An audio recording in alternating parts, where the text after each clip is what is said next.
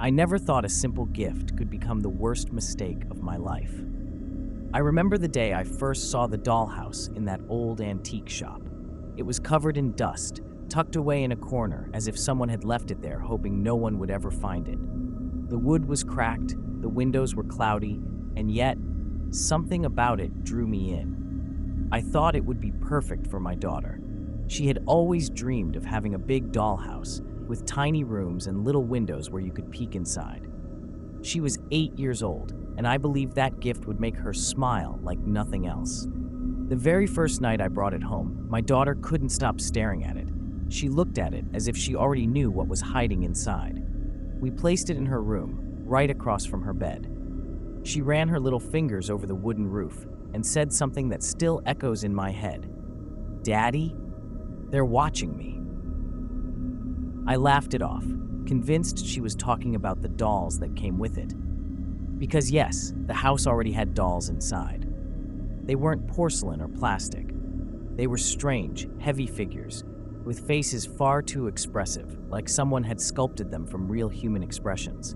There was a woman with her mouth open in a silent scream, a man with hollow eyes, and 2 children with pitch-black stares that seemed to follow you wherever you went. That night, while she slept, I walked past her door and heard a faint sound, like a soft tapping. I opened it slowly and saw that the dollhouse was glowing. I hadn't put any lights inside, but through the tiny windows came a dim red glow, like miniature candles flickering. My heart raced as I leaned in closer.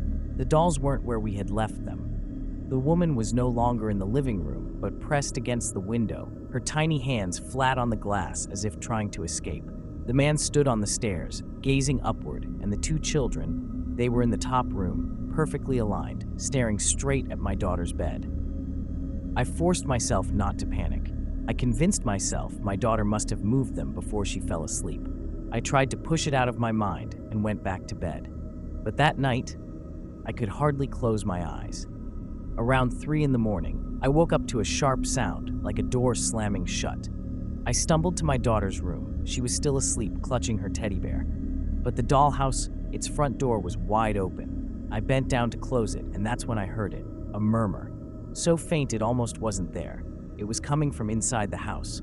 Not the creak of wood, not the hum of the night. Voices, tiny voices, whispering something over and over again, in a language I couldn't understand. A chill crawled down my spine, and I pulled back in fear. I shut the bedroom door and swore to myself that in the morning I would throw that damn thing away. But when the sun rose, my daughter was already awake, running around the house with a wide smile. "Daddy," she said, showing me the dollhouse, "they've already chosen me." I didn't know what to say, and from that moment on, everything began to unravel. At first, I thought my daughter was just playing along, letting her imagination run wild. But over the next few days, things started to change in ways I couldn't ignore. She began spending hours in front of the dollhouse, whispering to it, as if she were answering back to those voices I had heard that first night. Sometimes, I'd catch her laughing softly, staring into the tiny rooms, her eyes unblinking, almost glassy. When I asked her what was so funny, she only shrugged and said, "They're teaching me their games." Her behavior shifted too. She stopped playing with her toys, stopped watching her favorite shows. Meals went untouched unless I reminded her. And at night, I could hear her talking, not in her own voice. Sometimes it was deeper, older, almost masculine. Other times it was a shrill, raspy whisper that made my stomach turn. One night, I gathered the courage to move the dollhouse out of her room. I told myself I'd leave it in the attic until I could figure out what to do with it. As I carried it upstairs, the wood felt strangely warm, as if something alive pulsed inside. My hands trembled as I set it down and turned to leave. But then I heard the faintest giggle. Not my daughter's, something higher-pitched, mocking, echoing inside my skull. That same night, my daughter screamed. I rushed into her room and found her sitting upright in bed, her eyes wide, pointing at the empty corner where the dollhouse had stood. "Bring them back," she wailed. "They don't like being alone." Her crying was so violent, so raw, that I gave in. I carried the dollhouse back down, setting it once again by her bed. The moment it touched the floor, she stopped crying. She smiled and whispered, "Thank you, Daddy." From then on, things got worse. I began noticing changes in the house itself. Tiny details I knew hadn't been there before. A new crack along the miniature staircase, small stains on the walls that looked like rust or dried blood. And sometimes, when I leaned close enough, I swore I could hear footsteps inside, echoing faintly through the hollow rooms. One evening, while my daughter was at school, I decided to take a closer look. I carefully opened the back panel of the dollhouse, revealing all the rooms at once. And there they were, the dolls, except now there were more of them. Figures I had never seen before.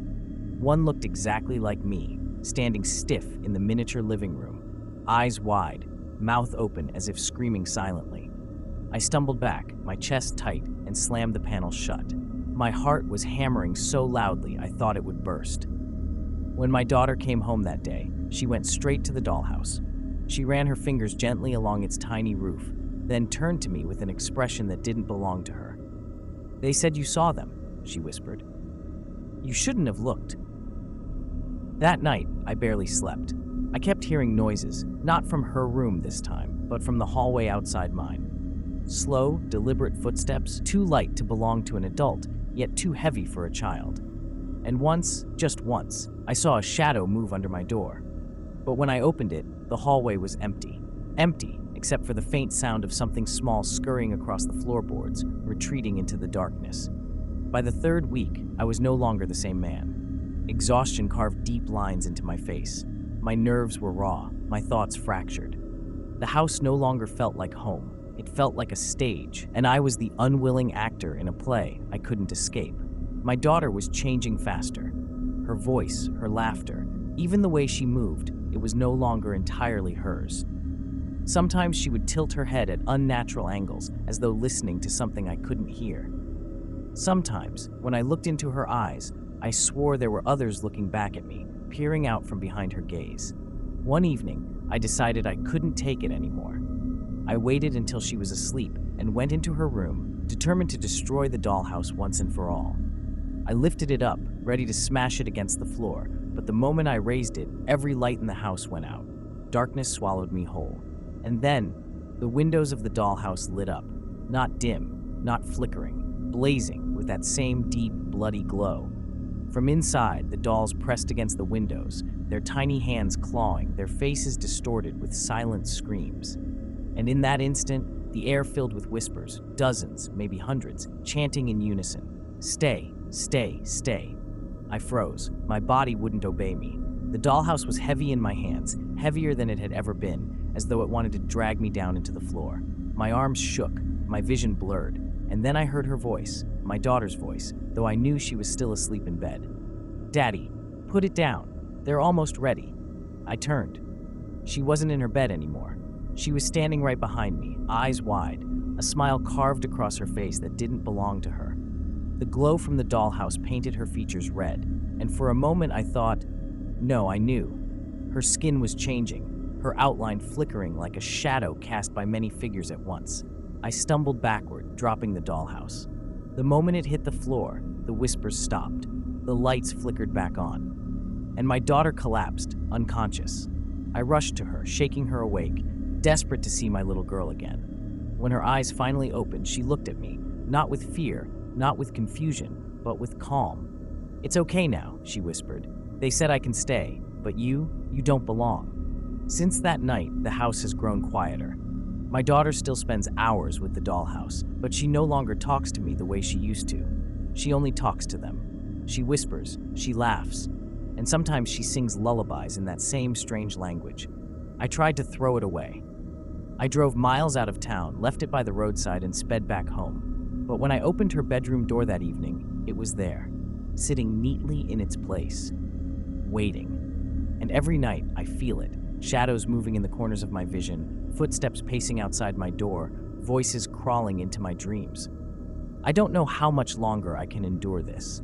I don't know if my daughter is still my daughter, or if she ever was. But I do know one thing. The dollhouse is patient, and sooner or later, it will want me inside.